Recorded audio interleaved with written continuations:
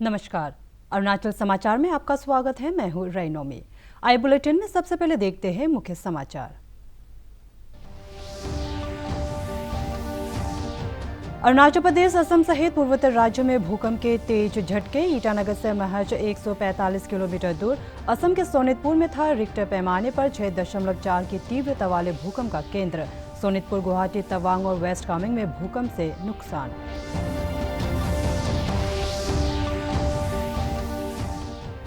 देश भर में पिछले 24 घंटे में कोरोना के सर्वाधिक 3,60,000 से अधिक नए मामले आए सामने और 2,61,000 से अधिक रोगी हुए स्वस्थ। अरुणाचल में दर्ज किए गए 123 नए मामले। 18 वर्ष से अधिक उम्र के लोगों के कोविड टीकाकरण के लिए आज से रजिस्ट्रेशन शुरू। ईटानगर के राजीव गांधी यूनिवर्सिटी के रिसर्च स्कॉलर्स ने हॉस्टल बंद करने के यूनिवर्सिटी प्रशासन के फैसले के खिलाफ किया प्रदर्शन। कोरोना के बढ़ते मामलों के मद्देनजर यूनिवर्सिटी प्रशासन ने दिए हैं हॉस्टल बंद करने के आदेश।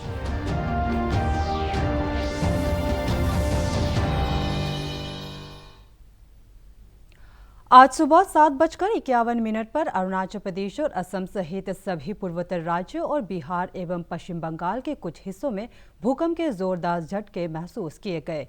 भूकंप का केंद्र ईटानगर से महज 145 किलोमीटर दूर असम के सोनितपुर जिले में था और रिक्टर स्केल पर भूकंप की तीव्रता 6.4 आंकी गई। केंद्रीय पृथ्वी विज्ञान मंत्रालय के तहत कार्यरत संस्थान national centre for seismology (NCS) के मुताबिक सुबह 7:51 पर आए भूकंप के बाद बारी बारी से 5 झटके महसूस किए गए, जिनकी तीव्रता 3.2 से लेकर 4.7 के बीच रही। असम के सोनितपुर, नौगांव और गुवाहाटी, जबकि अरुणाचल प्रदेश के तवांग और वेस्ट कामेंग में भूकंप के कारण कुछ जगहों पर नुकसान की खबर है। आज सुबह भूकंप आने के कुछ ही देर बाद प्रधानमंत्री नरेंद्र मोदी और केंद्रीय गृह मंत्री अमित शाह ने असम के मुख्यमंत्री सर्बानंद सोनोवाल से फोन पर बात की और केंद्र की ओर से हर संभव मदद का आश्वासन दिया। अरुणाचल के मुख्यमंत्री पेमा खांडू ने भी सभी की सुरक्षा की कामना की। इधर अरुणाचल प्रदेश के आपदा प्रबंधन विभाग के डायरेक्टर अतुल तायंग ने बताया कि भूकंप से तवांग में 8 घर पूरी तरह क्षतिग्रस्त हो गए, जबकि वेस्ट कामेंग के भालुकपोंग में पानी और बिजली की आपूर्ति बाधित होने की खबर है। उन्होंने कहा कि भूकंप से हुए नुकसान की पूरी जानकारी आने में थोड़ा वक्त लगेगा। इसका ये एपिसेंटर सोनितपुर असम में दिखाया गया है। मैक्सिमम डिस्ट्रिक्ट में डैमेजेस नहीं है, लॉस ऑफ लाइफ्स नहीं है एंड प्रॉपर्टी डैमेजेस भी इतना नहीं है। सिर्फ तवांग एंड वेस्ट कामेंग में डैमेजेस का रिपोर्ट मिला है। तवांग में 8 हाउसेस कम्प्लीटली डैमेज देखा है टिल नाउ जो रिपोर्ट मिला है एंड 7 हाउसेस पार्शियल डैमेज है। तो बाकी क्रैक्स वैक्स भी होगा वो रिपोर्ट, क्योंकि फार फ्लंग विलेजेस का तो रिपोर्ट फटाफट नहीं मिल पाता है। और वेस्ट कामेंग में भी ये पार्शियल डैमेजेस है, जैसे रूपा RWD AC ऑफिस का पार्शियल डैमेज बताया गया है और जी गांव का ये वो कोम्पा भी पार्शियल डैमेज है। और बालुकपुंग में वाटर सप्लाई एफेक्ट हुआ है एंड इलेक्ट्रिसिटी लाइन एफेक्ट हुआ है। उस तरह सिंगसुम, ट्रिजिनो, दिरांग ये सब में क्रैक्स दौर में क्रैक्स मिला गया है। तो वैसे और भी सारा डिस्ट्रिक्ट को तो ये बोल दिया है कि they should activate the DEOC district emergency operating centre, तो सब अभी एक्टिवेट है। देश में कोरोना संकट से फिलहाल राहत मिलती नहीं दिख रही। केंद्रीय स्वास्थ्य मंत्रालय के मुताबिक पिछले 24 घंटे में देश में कोरोना संक्रमित रोगियों की संख्या में रिकॉर्ड बढ़ोतरी दर्ज की गई है और कोविड से मरने वालों की संख्या भी आज सर्वाधिक रही। स्वास्थ्य मंत्रालय ने बताया कि बीते 24 घंटे के दौरान 3,60,000 से अधिक कोविड के नए मामले सामने आए। भारत में कोरोना महामारी की शुरुआत से अब तक की ये एक दिन में सर्वाधिक संख्या है। इस समय देश में 29,78,000 कोविड रोगियों का उपचार चल रहा है। कुल संक्रमित रोगियों का ये 16.55% है। कोविड से स्वस्थ होने की दर 82.33% हो गई है। पिछले 24 घंटे में 2,61,000 से अधिक कोविड रोगी स्वस्थ हुए। इसके साथ ही 1,48,00,000 से अधिक कोविड रोगी स्वस्थ हो चुके हैं। पिछले एक दिन में 3,293 लोगों की कोरोना संक्रमण से मृत्यु हुई है। ये अब तक की सबसे अधिक संख्या है। इसके साथ ही मृतकों की संख्या 2 लाख से ज्यादा हो गई है। अरुणाचल प्रदेश में कोविड की दूसरी लहर में मंगलवार को 123 नए मामले सामने आए और 28 रोगी स्वस्थ हुए।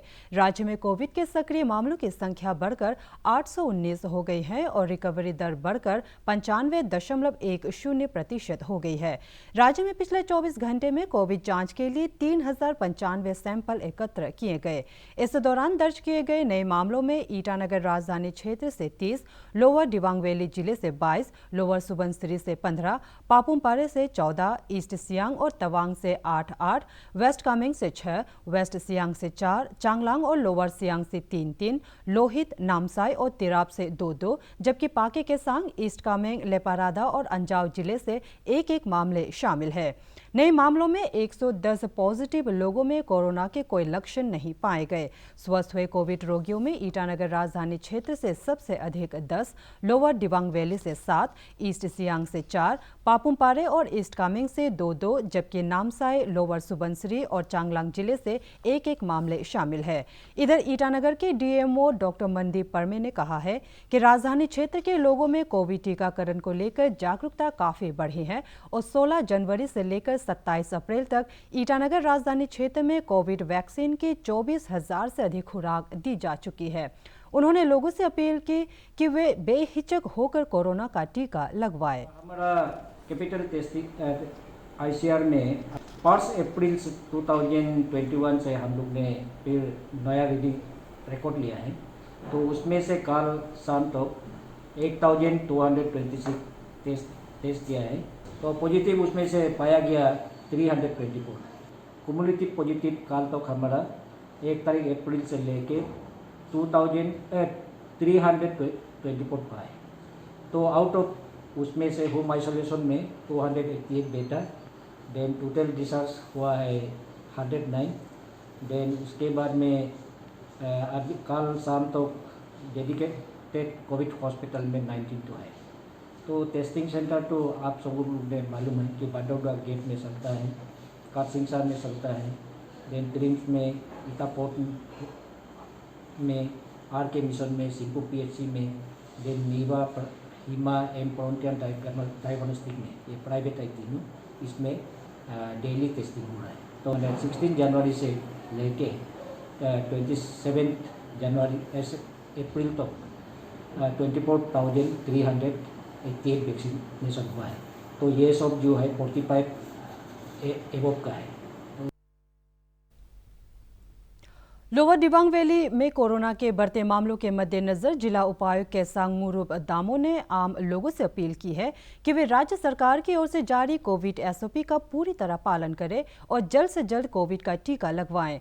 उन्होंने कहा कि पिछले दिनों जिले में 2 कोरोना मरीजों की मौत के बाद लोगों को ज्यादा सतर्क रहने की जरूरत है। उपायुक्त ने कहा कि कोरोना से निपटने में जिला प्रशासन, पुलिस, स्वास्थ्य विभाग और पंचायत प्रतिनिधि अपने अपने स्तर पर महत्वपूर्ण योगदान कर रहे हैं और इस प्रयास में जनता के सक्रिय सहयोग की जरूरत है।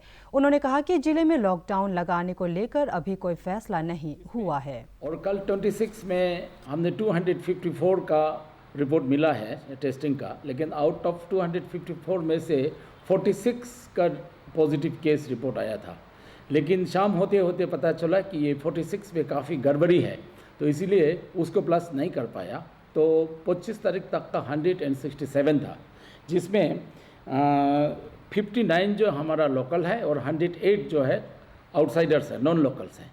हम लोग का यहाँ पर देखा है कि एसओपी को लोग मेंटेन नहीं करता है बिल्कुल, और इसमें बहुत ज़्यादा एसओपी तकलीफ वाला भी नहीं है। मेन बात है फेस मास्क पहनना है, और उसके बाद जो है हैंड वॉश करना है, हैंड सैनिटाइज़र यूज़ करना है, और इम्पोर्टेंट सोशल डिस्टेंसिंग।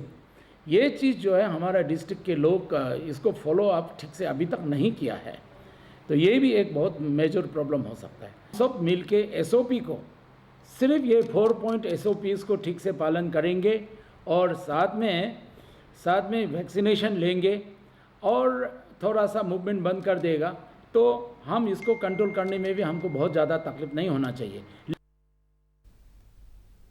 देश में अब तक 14 करोड़ 78 लाख कोविड के टीके लगाए जा चुके हैं। पिछले 24 घंटे में 25 लाख से अधिक कोविड के टीके लगाए गए। इस बीच कोविड टीकाकरण का तीसरा चरण 1 मई से शुरू हो रहा है, जिसमें 18 से 44 वर्ष की उम्र के लोग भी कोविड के टीके लगवाने के योग्य होंगे। इसके लिए आज शाम 4 बजे से कोविन पोर्टल, आरोग्य सेतु ऐप और उमंग ऐप पर रजिस्ट्रेशन शुरू हो गया। इधर केंद्र सरकार ने मंगलवार को कहा कि राज्यों एवं केंद्र शासित प्रदेशों के पास कोविड वैक्सीन की 1 करोड़ से अधिक खुराक अभी भी उपलब्ध है एवं उन्हें अगले 3 दिनों में 80 लाख खुराकें और मुहैया करा दी जाएंगी। भारत सरकार ने अब तक कोविड वैक्सीन की 15 करोड़ 65 लाख 26,140 खुराकें राज्यों एवं केंद्र शासित प्रदेशों को निःशुल्क मुहैया कराई है। तिरप जिले के उपायुक्त तारो मीजे ने मंगलवार को उस प्रस्तावित जगह का दौरा किया जहां पिछले महीनों लोंगलियांग गांव में हुई एक भीषण आग दुर्घटना के पीड़ितों के लिए नए आवास की व्यवस्था करने की योजना है। श्री मीजे ने कहा कि नए आवास के निर्माण के लिए स्थल के चयन का अंतिम फैसला रिलीफ कमेटी करेगी। उन्होंने कंस्ट्रक्शन एजेंसी से कहा कि वो 1 सप्ताह के भीतर आवास निर्माण का काम शुरू करे। उपायुक्त ने रिलीफ कमेटी को भी सुझाव दिया कि वो 2 मकानों के बीच में पर्याप्त जगह छोड़े। रिलीफ कमेटी के अध्यक्ष और लाजू अंचल के ईएसी डीके थुंडोक ने बताया कि आम लोगों द्वारा दान की गई धनराशि से मकानों का निर्माण किया जाएगा। ये पैसा दिया हो अभी हम लोग का अकाउंट में है, ऑलमोस्ट हो गया। अभी अकाउंट हो गया, हम लोग का रेस्पेक्टिव अकाउंट में भी उसको ट्रांसफर करने के लिए कोशिश कर रहा है। आपका हर लोंगलियांग बस्ती जितना भी अफेक्टेड फैमिली है वो कस्सागर का अंदर में नेक्स्ट में नहीं रहना है, तीना का अंदर में रहना है। यह प्लान लेकर के आज भी आया है। 10x7 का घर बनेगा। इसमें आज हम लोग का 20 में सब आया हुआ है। पीएससी को किस लिए लाया है कि आपका पानी का कुछ प्रॉब्लम होने से भी पीएससी जरूर देख लेना है कि बाहर से कपड़ा लता देने वाला न ज़्यादा नया आने से ठीक रहेगा, वो तो भी कुछ उसमें ध्यान में रखने से ठीक रहेगा सर। जो बाहर से आने वाला, ताकि जो बीमार बढ़ रहा है बोल के सुना है ऐसे, तो इसलिए वो भी जो व्हाट्सएप सोशल मीडिया में वो सब देखते हैं। अभी जैसे लॉकडाउन है उसी प्रकार की वो चलने से यहाँ मत आओ हमको मदद दो नहीं बोला है, लेकिन यदि कुछ फाइनेंशियली। लोहित जिले के तेजू लोहितपुर से लेकर न्यू मिकाइलियांग तक प्रधानमंत्री ग्राम सड़क योजना के तहत सड़क निर्माण का कार्य तेज गति से चल रहा है। लगभग 3.5 किलोमीटर लंबे इस मार्ग के निर्माण में 67 लाख से अधिक की लागत आएगी और 5 वर्षों तक इस मार्ग के रखरखाव पर 7 लाख से अधिक खर्च आएगा। अरुणाचल प्रदेश सरकार का ग्रामीण कार्य विभाग RWD इस सड़क के निर्माण कार्य को लागू करा रहा है। इस परियोजना के लिए फंडिंग भारत सरकार के ग्रामीण विकास विभाग द्वारा की गई है। ये एक्चुअली 3.35 किलोमीटर का है। ये एक्चुअली KBM एंटरप्राइज बोल के है, फ्रॉम पासीघाट का है ये फार्म। ये एक्चुअली हम लोग 22 जनवरी से शुरू किया हुआ है। एक्चुअली रेनफॉल हो गया, हम लोग तो इसको एक्चुअली अप्रैल में ही लास्ट 30 को ख़त्म करने का कोशिश करेगा सोचा था, but due two of rainfall उसका वजह से काम थोड़ा डिले हो गया। तो अभी हम लोग टारगेट लिया है अप टू 15 में इसको ख़त्म करने का कोशिश करेगा। ईटानगर स्थित राजीव गांधी यूनिवर्सिटी के रिसर्च स्कॉलर्स ने आज यूनिवर्सिटी के हॉस्टल बंद करने के फैसले के खिलाफ प्रदर्शन किया। मंगलवार को RGU रिसर्च स्कॉलर्स फोरम के सदस्यों ने इस मामले को लेकर यूनिवर्सिटी के रजिस्ट्रार से मुलाकात की थी और ज्ञापन देकर यूनिवर्सिटी हॉस्टल को रिसर्च स्कॉलर्स के लिए खुले रखने का आग्रह किया था। यूनिवर्सिटी प्रशासन के सूत्रों का कहना है कि कोरोना के मामले बढ़ने के मद्देनजर हॉस्टल को नियम के अनुसार ही बंद कराया गया है और Tezpur university, Dibrugarh university, north eastern hill university जैसे पड़ोस की कई यूनिवर्सिटीज में भी SOP के तहत हॉस्टल बंद किए गए हैं। ईस्ट सियांग जिले में आदि बाने केबांग के यूथ विंग के सदस्यों ने आज FRU रुकसिन का दौरा किया और राज्य सरकार की ओर से जारी कोविड SOP के क्रियान्वयन का जायजा लिया।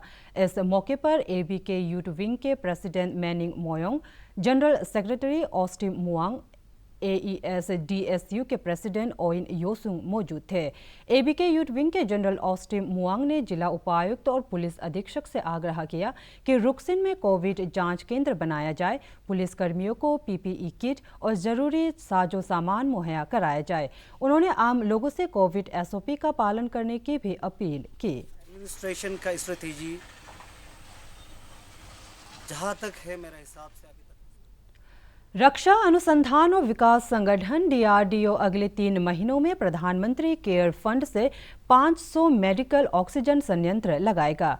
रक्षा मंत्री राजनाथ सिंह ने बताया कि वायुसेना के तेजस लड़ाकू विमान के लिए DRDO ने मेडिकल ऑक्सीजन संयंत्र तकनीक विकसित की है, जो कोविड मरीजों के लिए ऑक्सीजन ढुलाई के काम में मदद कर रही है। श्री सिंह ने DRDO की प्रशंसा करते हुए कहा कि वो इस तकनीकी का इस्तेमाल कोविड रोगियों के लिए ऑक्सीजन उपलब्ध करने में कर रहा है। अरुणाचल समाचार के आज के अंक में इतना ही। जाने से पहले आप सभी से अनुरोध है कि कोविड-19 के दिशा निर्देशों का पालन करें, हमेशा मास्क लगाएं, बार-बार हाथ धोएं और सोशल डिस्टेंसिंग के नियमों को मानें। कोरोना महामारी से बचाव के लिए आपका वैक्सीन लगवाना भी जरूरी है। अगर आप वैक्सीन लगवाने के पात्र हैं तो जरूर लगवाएं। हम कल फिर हाजिर होंगे अरुणाचल और देश दुनिया की खबरों के साथ। चलते चलते आपको बता दें कि आप अरुणाचल समाचार हमारे YouTube channel DD news Arunachal पर भी देख सकते हैं। देखते रहिए अरुण प्रभा। नमस्कार।